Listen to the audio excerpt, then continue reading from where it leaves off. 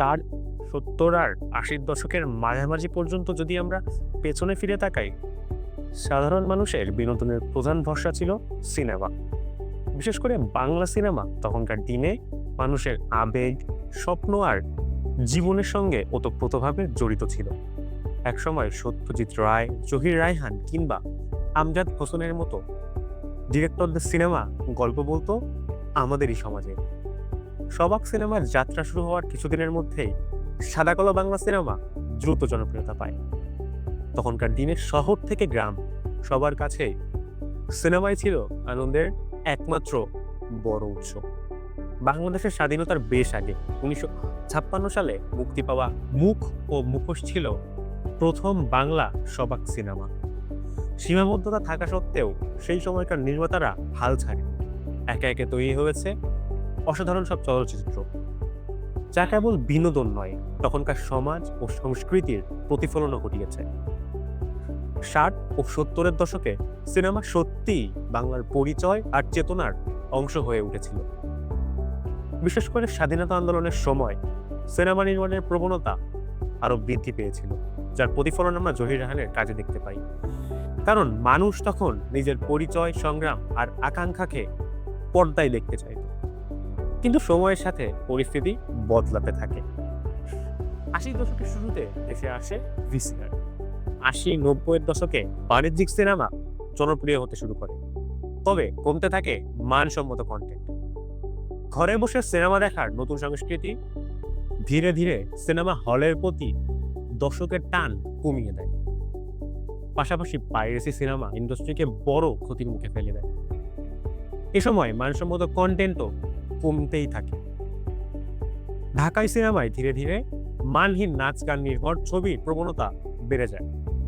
একটা সময় যেটা ছিল জাতির আত্মার প্রতিচ্ছবি, সেটা অনেকাংশেই পরিণত হয়েছিল সস্তা বিনোদনের যন্ত্রে। এই সংকটের প্রভাব ছিল ব্যাপক। ৯০-এর দশকের শেষ পর্যন্ত দেশের সক্রিয় প্রেক্ষাগৃহের সংখ্যা ছিল প্রায় ১৫০০০, অথচ আজ তা নেমে এসেছে মাত্র কয়েক ডজনের ঘরে। চলচ্চিত্র পরিবেশক সমিতির হিসাব অনুযায়ী সারা বছর দেশে সচল থাকে মাত্র ৪০ থেকে ৫০টি সিনেমা হল, যার মধ্যে আবার ভালো মান বজায় রাখে সর্বোচ্চ ১০টি সিনেমা হল। ঈদের সময় কিছু বন্ধ প্রেক্ষাগৃহ খোলা হলেও ঈদ শেষ হলেই আবার সেগুলো তালাবন্ধ হয়ে যায়। এই বাস্তবতা স্পষ্ট করে যে একসময়ের সবচেয়ে জনপ্রিয় বিনোদন মাধ্যম আজ টিকে থাকার লড়াই লড়ছে। তবে সবকিছুর পরেও আমরা আশার আলো দেখতে পাচ্ছি। সাম্প্রতিক বছরগুলোতে কিছু সিনেমা প্রমাণ করেছে দর্শক এখনো হলে ফিরতে চায়। শুধু তাদের হাতে তুলে দিতে হবে ভালো গল্প। হাওয়া, পরাণ, প্রিয়তম, সুরঙ্গ, তুফান কিংবা উৎসব, তাণ্ডব, এসব সিনেমা আমাদের নতুন করে ভাবতে শিখিয়েছে। দর্শক আজ চায় বাস্তবধর্মী কাহিনী, শক্তিশালী অভিনয় আর আধুনিক নির্মাণ শৈলী। এখানে ডিজিটাল প্ল্যাটফর্মও বড় একটি ভূমিকা রাখছে। সিনেমা এখন শুধু সিনেমার হলের মধ্যে সীমাবদ্ধ নেই। নেটফ্লিক্স, হইচই কিংবা স্থানীয় ওটিটি প্ল্যাটফর্ম চরকি, এর মাধ্যমে বাংলা সিনেমা পৌঁছে যাচ্ছে বৈশ্বিক দর্শকের কাছে। ফলে গল্প বলার ধরনেও পরিবর্তন আসছে। নির্মাতারা এখন বুঝতে পারছেন তাদের কাজ এখন শুধু দেশের দর্শকের জন্য নয়, বিদেশের মানুষও এটি দেখবে, বিচার করবে, আলোচনা সমালোচনা করবে। সব মিলিয়ে বলা যায় বাংলাদেশি সিনেমা আবারও নতুন করে উত্থানের পথে হাঁটছে। ভবিষ্যতে চাইলে আমরাও বাকিদের মতো আন্তর্জাতিক বাজারে শক্ত অবস্থান নিতে পারি।